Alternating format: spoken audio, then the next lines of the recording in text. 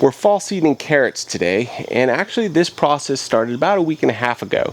We prepped this bed using the broad fork, added amendments, and tilthed it using the iconoclast, and then we covered it with the silage tarp. This process is known as stale seed bedding, and what you're doing is you're getting the bed completely made and ready to seed, and what this does is that it allows the seeds that are in that top little bit of soil after you've used the iconoclast to germinate, and you're going to flame weed them off. And because we're not going to tilt the soil again, there shouldn't be much weed pressure in this bed at all. Now you can see that in this bed there are quite a few thread stage weeds, and these are going to be taken care of very easily with the Blaze Flame Weeder.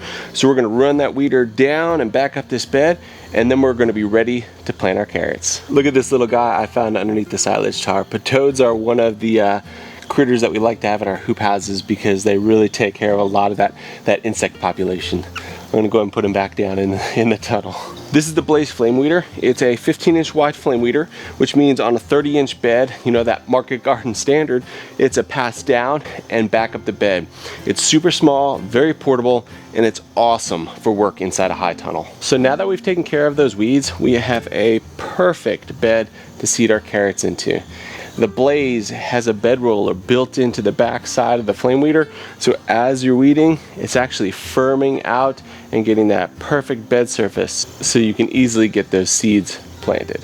Now that we've seeded the carrots, we're going to go ahead and flip the drip tape lines back onto this bed, and we're actually going to cover it back up with that silage tarp. We're going to ensure that the white side is up so we're not making the soil too hot. And this is going to increase the humidity and help the soil retain that moisture that these carrot seeds need to germinate.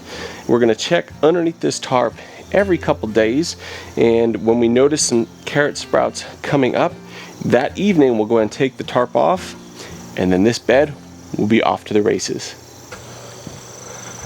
And that's all there is to it.